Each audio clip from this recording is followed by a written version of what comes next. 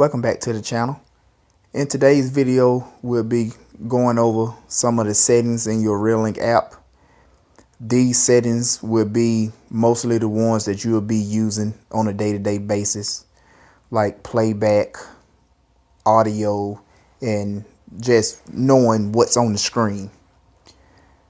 The next video we do will be focusing more on zones, basically how to properly set up your detections so you won't get so many false alerts or any at all, depending on how you tweak it. That'll be a video by itself, because if I was to try to do all of it in one video, we'll be looking at about 40 minutes plus, and I am not that good of an editor yet to try to do those type of videos. So let's just get right into it. We'll be looking at the if you have a Reolink NVR, how those settings work on your app. And if you don't have an NVR, you just using the cameras with a PoE switch, or you might have it plugged into a wall outlet, 90% of these settings still apply. And if you're looking at my screen right now, it basically just shows my cameras and my NVR, and it's showing that all of them are connected. On my previous video, I demonstrated how to do this, and only thing this does is it just prevents all my cameras from showing while I'm doing these tutorials. And if you can see at the top plus sign, the four little icons right up under it, if you tap that, then you will see what your actual cameras. So in this video, we'll be using my back camera, because pretty much it doesn't matter which camera you have.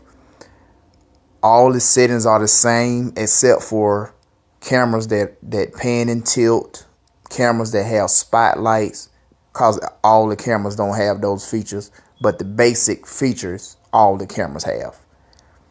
And as you can see, if you can see the different cameras, it shows you similar what kind of camera it is. So the camera we'll be using today is the back camera, which is a 180-degree camera. It's an older camera. It's called the Duo 2. They got a new version, which is Duo 3. And they have a vandalized dome version of the 180 camera also. I will probably put the a link in the description from Amazon. I am affiliate with Amazon, so if you click on that link and if you purchase something, Amazon pays me like a small commission, which helps the channel, which helps me grow, and I can give you better content as we move on.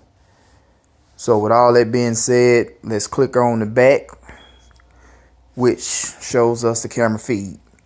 Right at the top, it looks like an alarm with three little things at the top. That is your trigger alarm. If you was to tap that, it would give you another option to trigger audio alarm from your camera. Once you hit it, that camera will sound the alarm. Like, I'm not going to do it because I'm doing a screen record and it's going to mess the video up, but that's what you get. And you can turn that on and off. It's basically manually ran. And the next one is also, which if you have a camera that has a spotlight on it, you will have the little flashlight. So if you press that, of course the flashlight will turn blue, which lets you know that it has been turned on. If you press it again, it will turn off. Next to that, you have the little four squares, which when you press that, it gives you the options to show multiple cameras from this feed. And so that's pretty much all it does. Then the next one is your settings, which we'll come back to in a minute. So right under the video feed, you have a pause button, which basically just paused it. Then you can press it again and it'll start back playing. That can be good for if you see something and you want to pause it and and zoom in on it and take a quick snapshot. You can do that. But that you probably hardly ever use that The next one is your audio. Like I said, if I turn it on, you will hear the audio from the outside, which will mess up the video. So if you press that, you will hear audio from your cameras from the outside.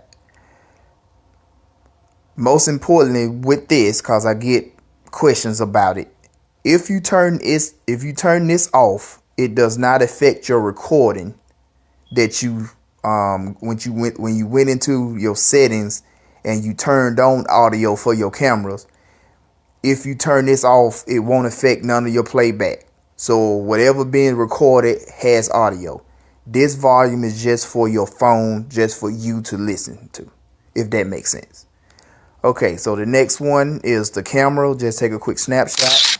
You can share it to somebody immediately after you take it, or you can go back into your phone file explorer and look at it there, or send it that way also. The next one is video record. You press it, it manually records whatever happening live. So for instance, if your kid's out there doing something or you see something, instead of you waiting on the recordings, you can automatically manually record at that time, and then you press it one more time to stop it, and it does the same as a snapshot. You can share it instant to somebody like a neighbor. You can send it real quick. So that is something that's pretty good, that you can send immediately instead of having to wait. Or you can save it like in your file explorer and send it later. So you have that option.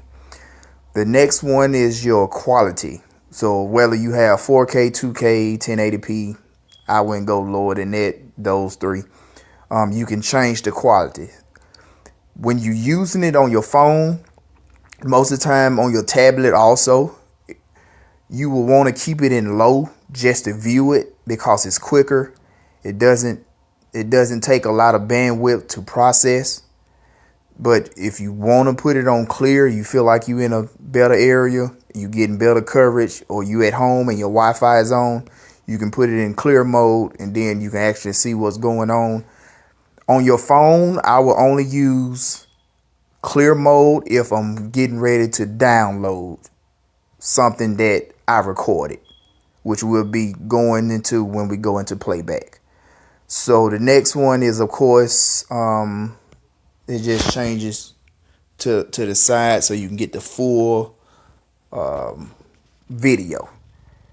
If you go down to the bottom, if your camera has a speaker where you can talk into it, or you can talk back and forward, you press this button down here, and it is full duplex, which means once you turn it on, which I will not because it's gonna make a noise.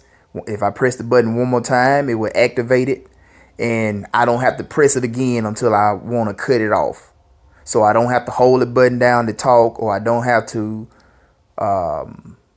turn it on, say something, and then turn it off. You can hear on both sides by just pressing that button one time.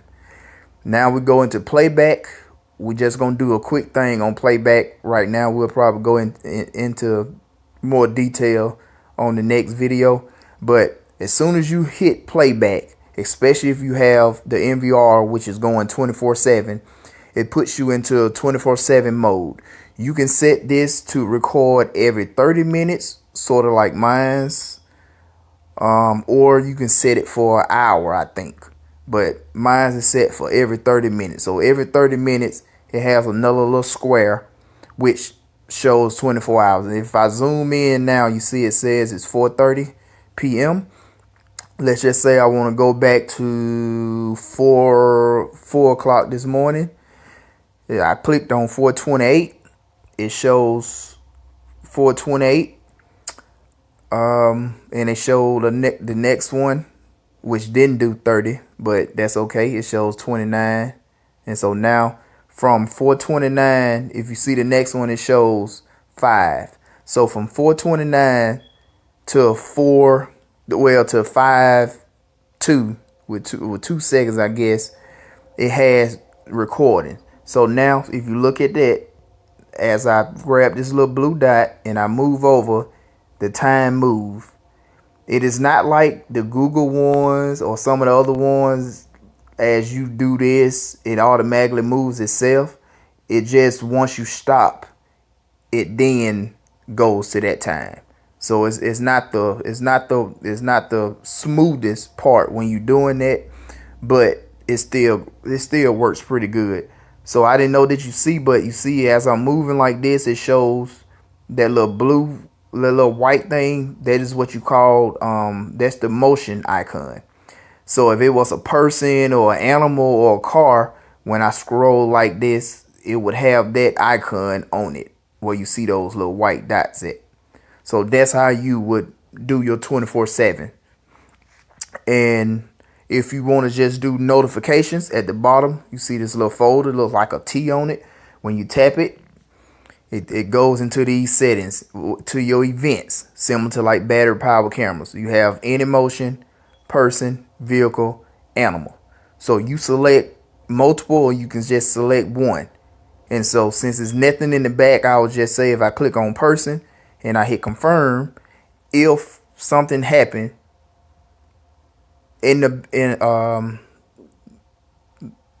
today, if a person walked back there in my backyard or whatever, it will pop up and it will just show the person. But then if I want to see that an animal come up, I would do the same thing. Or you can just select all of them and they will show up. But the only thing I had is any motion, and that's pretty much, I don't never have it clicked on. That's why when you are setting up your scheduling and all that for recording, you don't necessarily have to turn on any motion, because it automatically records that anyway. Because like I said, now if I click on it, see how all of them pop up. So at now it's kind of look like 24/7, but it's really not. But it's just clicking any motion.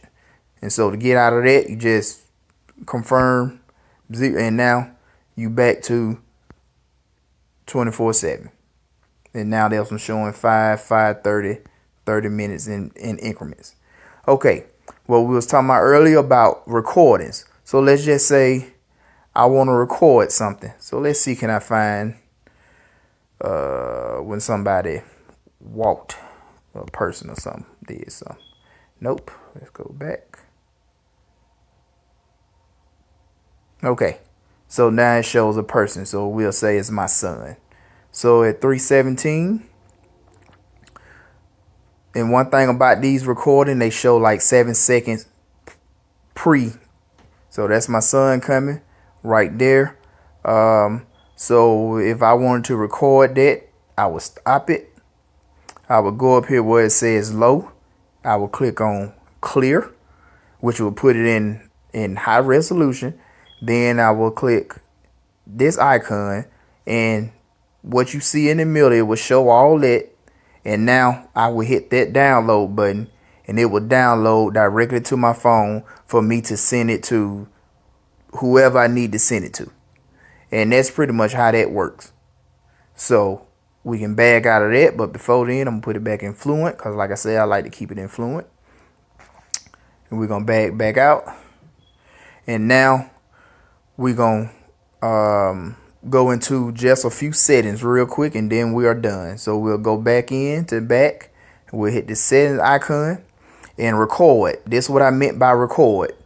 When you go into record, if you have a bunch of NVRs, you can if you have a bunch of cameras, I'm sorry, you can press this button and it will stop all the recordings on all your cameras, or you can stop either one you want to stop. But we're going to go back to the back real quick. We're going to click on settings, and this is where you have your motion recording schedule and your continuous recording. Continuous recording schedule is 24/7, of course. And when you first install your system and set it up, you don't even have to turn this on. It automatically records 24/7 as soon as the cameras are plugged in and they are working. The top one is motion records. This is what gets your events. So this is what you would set up to get those notifications that you want. And so, like I said, I got mine set up for person, vehicle, pet. Even though it's in the backyard, I just leave it on because you never know, anything can happen. But as you can see, I don't have any motion selected because it's going to automatically do it itself. And then once you just select what you want, you hit save. Then you back out. Mostly in Reolink, if it's blue, that is what you have. For instance, this is a 24-hour setup for schedule, so everything is blue, meaning that it's going to be detecting these three things 24/7 every day. But if you don't want it to schedule, you don't want to record all day, at the bottom here where you see like a brush and an eraser, if you hit the brush and you press it like this will matter of fact, let's do the eraser first since everything is highlighted. So see, now if I do all this, it takes it away, and you can swipe and you can press 1 and you can drag it to how you want to do it. But if you want to, let's just say you want to just do a certain time, you can do it like that. So you can play with this and do whatever you want to do with it. So I'm just going to cancel it and not save it. Continue recording it the same way. If you don't want to record all day, maybe you only have a 2 terabyte NVR memory and you only getting 4 or 5 days, and you want to and you might have a camera in the garage or on the back porch or something that you may not need to record until it is get late in the evening or nighttime. You can go in and do that too. So you have so many options when it comes to recordings when you have an NVR. And we back out of here, and the last one we'll be discussing today is, of course, push notifications. So we got those events recording, we got the people, we got vehicles, and we got pets. So if we was to go into my back and we go into schedule, you see, for notifications, even though I got events recording for vehicles, I only want to get notified if it's a person or a pet. And so that's what I got highlighted. But you can come in here and click on vehicle. Do not click on any motion because your phone gonna be going off all day. So we're back out. Same thing like the other one. You can schedule it how you want to do it. Maybe you take your dog outside at a certain time or whatever, and you just want it. You don't want to be getting notification for pets. So you can schedule that time, or you can just deselect pets. So if you back out, if you got multiple cameras, you can turn all of them off. Where it says push notification, you can press it one time and it'll turn all notification off for all your cameras. Or you can go from camera to camera and decide which ones you want to turn off. And that's pretty much it for part 1 of this video. The next video will be going over pretty much, I did the advanced and channel list on my last video. Email alerts, never used. I think I tried. Yes, I did. I tried it for like 5 minutes and I didn't like it because it sends you a snapshot, which is good because Reolink don't have, like, they haven't updated yet for us to get snapshots. But the email gets snapshots, but you can't see it unless you click on the email.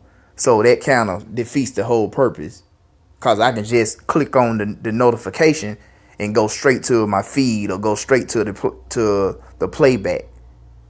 And so I mean, I wouldn't use that, but some people use it, but I wouldn't. FTP is basically if you have another way of where you do recordings. Maybe you have something else that you use for recordings and you can link it to that. Things we'll be going over will be the display settings, the detections, pretty much sound, lights, and sirens. We'll go over that on the next video. because I'm looking at 20 minutes right now. So we're going to stop this one. Thank you for watching. Subscribe for more content. And I will see you all next week.